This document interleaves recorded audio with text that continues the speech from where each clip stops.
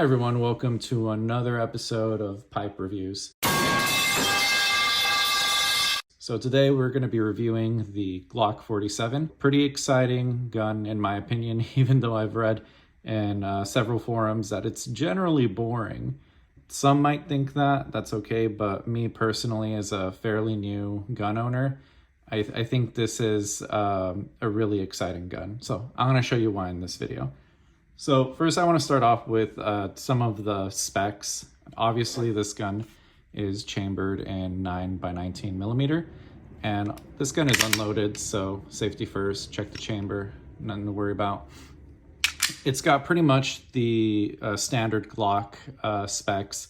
So you have your grip with the stipling on it, the Glock style. You have the safety on the trigger. I really do and love that. I don't like manual safeties. I really do like the trigger safety that we have right here. And then we also have an MOS cut. This gun is pretty much stock. There's only two things that I did to it for my personal preference. I added iron sights. I think for a gun that I'm going to use to shoot a lot, I would prefer to have iron sights. So I had these installed, and then I also have the back strap installed. That way it's easier for me to grip it. Now moving on to some other specifics and measurements. This slide is pretty much the same as a Glock 17. So it should be about 4.5 inches for the barrel as well.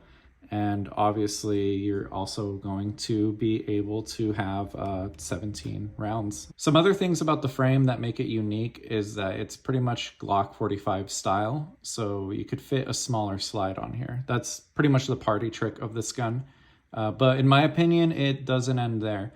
In general, this gun is pretty light. It comes in at a little under 24 ounces with an empty mag. It's got the marksman barrel, other Gen 5 key features like no finger grooves right here. The slide stop is ambidextrous, but pretty much your standard Glock slide stop. And then you also have a flared magwell, which I am a pretty big fan of. And the slide finish is actually, in my opinion, really nice. It's more of a matte black than like a glossier black. In my opinion, it looks and feels better. It's a little dirty right now, but especially when it's clean, this slide is just very nice to handle. But I'm sure most of you folks that have fired any Gen 5 Glock know that by now. So let's talk a little bit about the history of this handgun. Now, the whole reason it exists is because of a contract from the Customs and Border Patrol.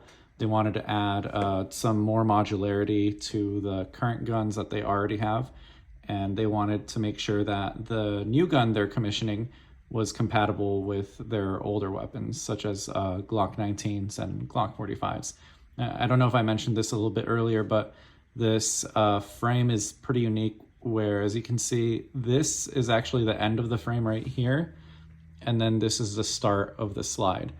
So the frame is actually technically smaller than the length of the slide, but that is by design. The reason for that is so we could pretty much swap frames. Unfortunately, when this came out, it wasn't available to the general public.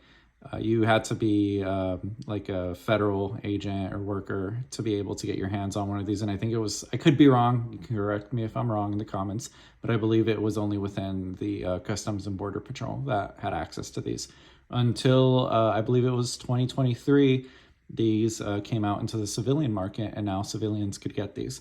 Now, I think that is a huge win because the modularity of this gun. Yes, you could argue that aftermarket parts and whatnot would essentially be the same as the modularity in this Glock 47.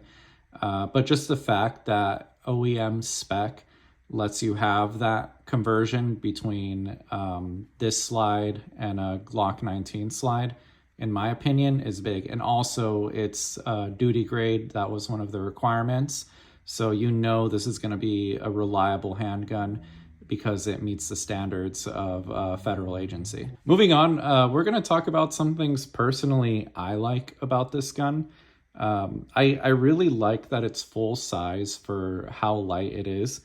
it is surprisingly light compared to other full-size pistols. I've shot Canics, I've shot Berettas, and obviously they're a bit heavier, but this is it's just so weightless for how big it is.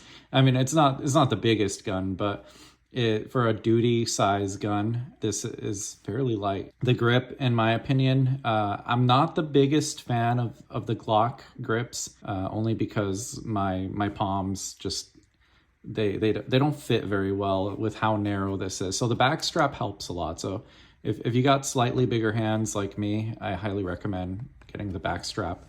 Other than that, it's fairly comfortable to shoot, and it's also really comfortable to manipulate, but that's your standard Glock features, right?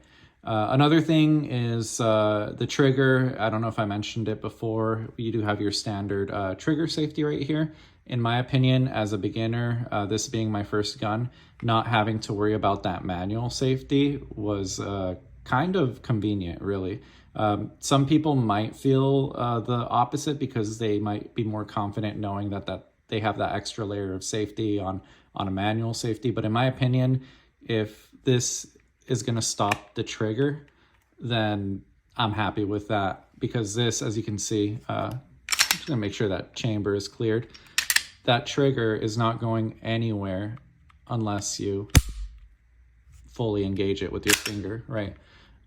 So big fan of that, really love that. Obviously this is going to be standard on any Glock, really, but just for a beginner gun, in my opinion, this is really nice. And not only just a beginner gun, if you're someone that plans on modifying, trying out different things, in my opinion, this is the perfect start. Obviously, yeah, there's going to be other options that are also modular, but you know, just for having a Glock with the modularity, lets you change the size and fit that you want, I think is amazing. I think it's great.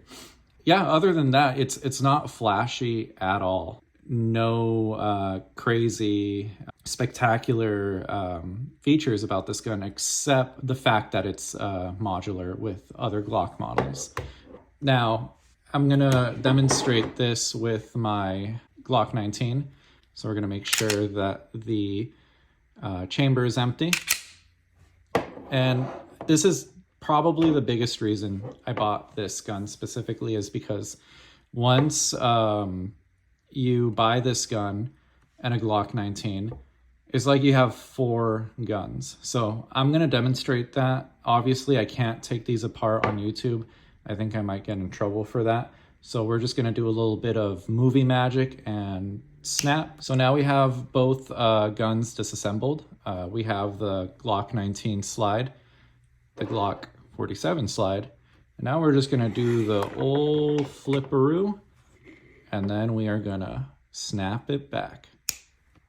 All right, so now that we got those back, put back together, but in a different configuration, let's take a look at what we got. So essentially, now we have a 19L, which this is really neat. So if you like the compactness of the grip on a Glock 19 and the length of a Glock 17, you got best of both worlds right here. And this, I don't know why, but just a smaller hand grip makes the gun overall look a lot bigger for some reason. It's really weird, but it's like an optical illusion. It's the same size, but it just looks bigger because of the comparison between the slide and the grip.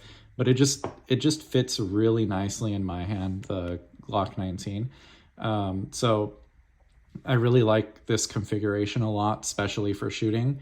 You get the comfort and the pretty much motor function development of firing a Glock 19 with the slightly better accuracy and precision of a Glock 17. Now, you could probably argue that some people could be more precise with the Glock 19, to each their own, but just having this configuration lets you have so many options.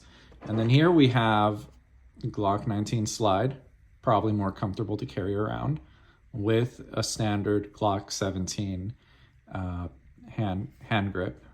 So that includes the capacity, and this is a really comfortable setup for carrying Now, if you're able to get a little bit, thicker clothes on, this is going to be less noticeable. So it's also really good if you're everyday carrying and you want to switch out seasonally for something just a little bit bigger for more capacity. This is perfect. So I'm gonna switch these back with a little movie magic. I'm gonna put this guy away. The focus of this video is the 47. So overall, personally, I like this gun. It was an awesome first gun. I don't highly recommend it, but if you want something standard and modular, I don't think it can get any better than the Glock 47.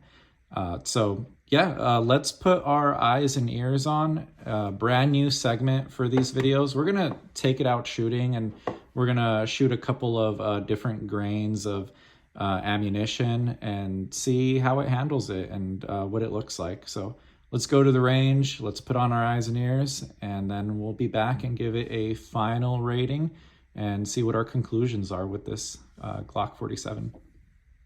All right, so I wanted to start off with some 115 grain Winchester ball ammo, and we're shooting at about 6 meters or 20 feet for my American friends. Let's see how it handles.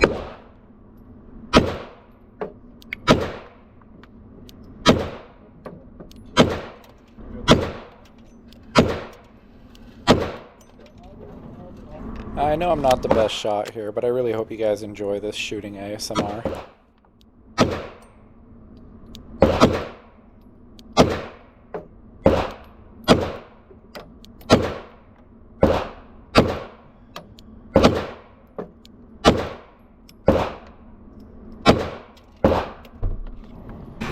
Really not a bad grouping, but it was a bit lower than I'd like it to be, so definitely got to work on that.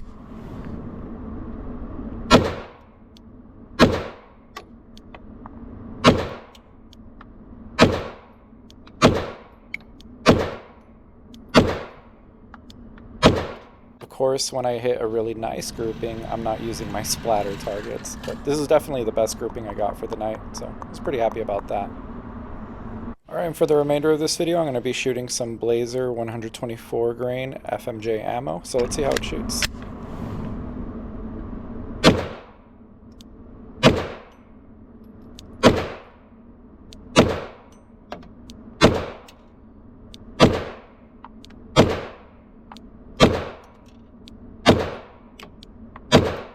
Most of the ammo I've ever shot really is Blazer, and absolutely never had an issue with it, but it's really not that different from shooting 115 grain. In my opinion. Might be a bit more accurate too.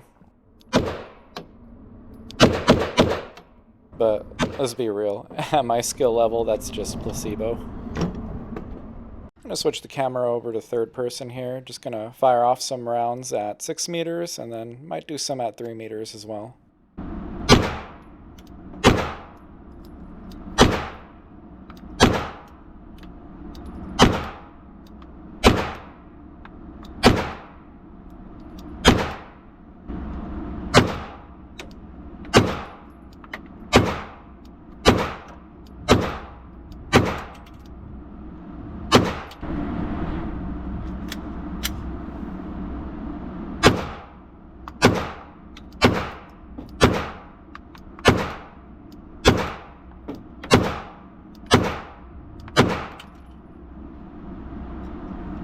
All right, now that we're back from the range, we've put a few rounds in, we've tested different cartridges. I'm gonna go ahead and give this a score based off of the comfort, practicality, and the cool factor.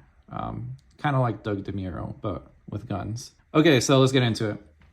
We'll start off with comfort first. Glocks, in my opinion, I think if you've seen my other videos, you probably already know where I stand with Glocks. They're not the most comfortable, not the most uncomfortable, so this is gonna fall really on a 5. But you know what? The fact that we can switch this out, the modularity of it, might bump it up to a 6, but we're really rating on this for what it is right now, so it's gonna stay a 5. So hard 5 on comfort, middle of the road.